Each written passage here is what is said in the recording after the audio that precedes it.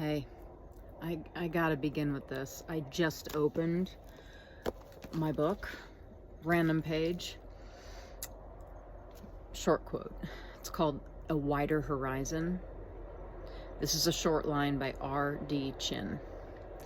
The eyes experience less stress when they can look upon a wider horizon. That was like, that's so perfect. Somebody in a yoga class had thanked me one day after class for the mysticism, and I was like, oh, wow. I was kind of surprised by the comment, but then I was like, you're welcome, I guess, because my favorite definition of a mystic is a person who sees in wholes, W-H-O-L-E-S, rather than parts. And it's even one of the techniques if somebody's having like an anxiety attack or something, tell them to look out literally at the horizon, like pay attention to your peripheral vision instead of tunnel vision.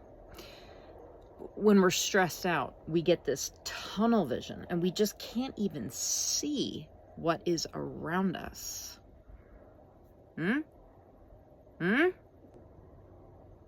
Like Mark Nepo is saying in the reading in this very first post of our Evolving Your Consciousness, Advancing Your Yoga, Evolving Your Consciousness.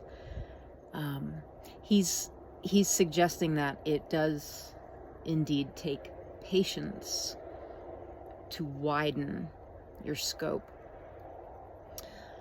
So I'm not in Austin right now, but in the last couple of months, maybe before I left, I was swimming every morning at Barton Springs.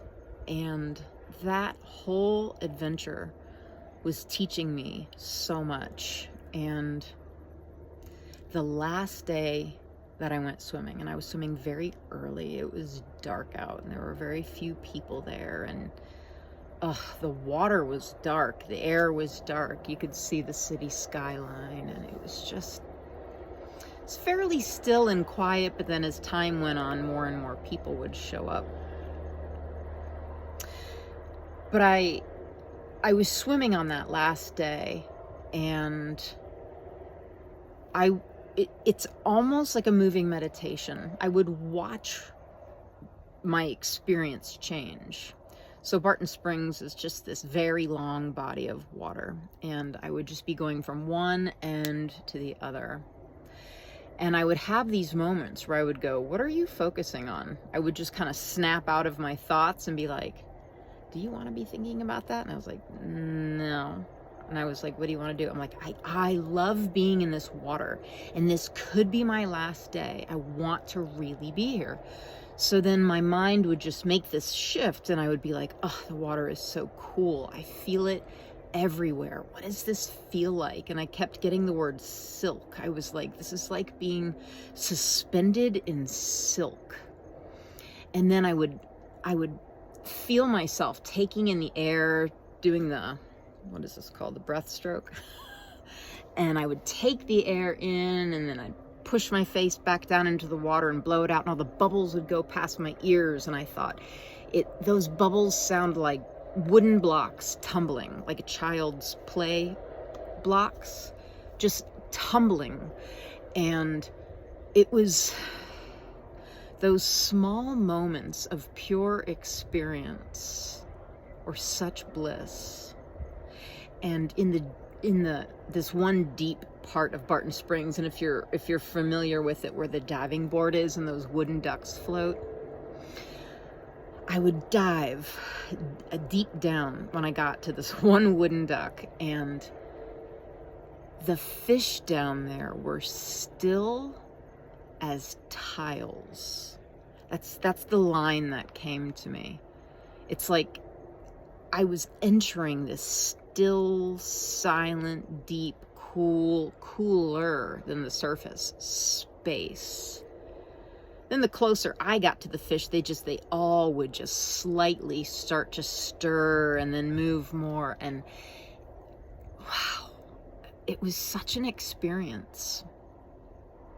And then, of course, my mind, I'd start swimming again, and I'd find myself lost in thoughts again and going, ugh, be here. This could be your last day. And you just found this place. You just got over the fear of cold water. Be here. Like, what if I never get to swim here again? Like, experience it.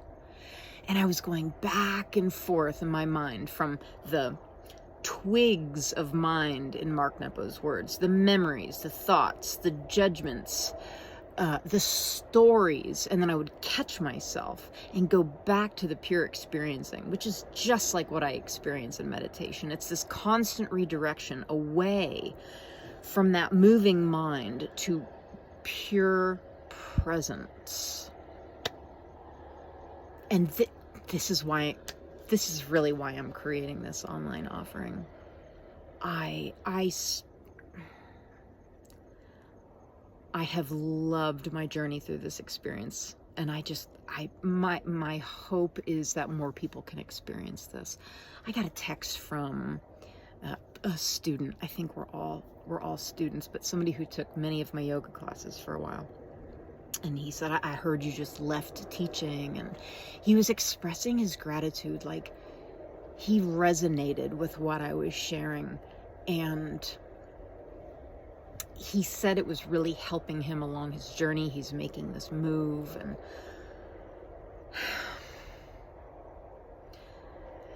that's more meaningful to me than anything. And I want to continue that in this offering. I am so hoping that people that you will be able to experience more of yourself, more of the capital R reality, less illusion, less of the small R reality where we get this tunnel vision and we look around and we make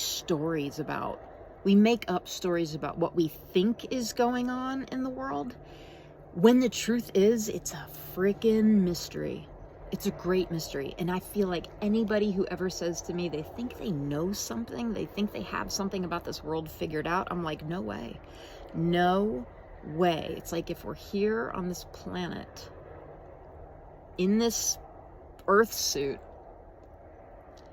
we don't yet have the tools to comprehend this mystery that we're inside of.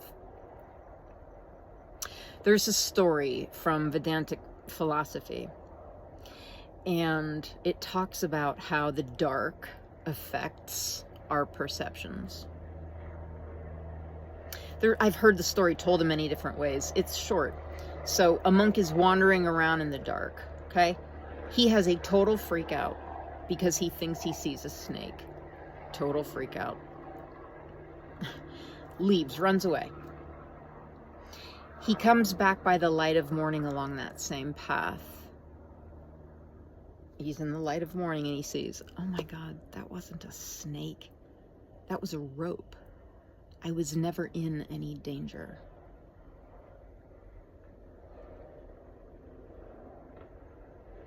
But see, he had to wait. He had to wait out the dark. He had to move through the dark, have his experience, be scared, fall asleep through the night, maybe thinking back to the snake and the terror. But it took time. It took moving through that whole period of darkness and then continuing along the journey, this time by the light of day, seeing what actually was. And, I started creating this first of our advancing your yoga, evolving your consciousness posts. I started this well before the election. And yet I've had so much to do in moving my life, getting my van ready, learning how to, use GarageBand and getting this new website built and plugins. I have to learn what plugins are and all this stuff. And I'm like, oh my God, it's been so much to do. New tools to learn. So I chose this theme, I don't know, last week. And it's like even more fitting for this moment. More fitting for this moment.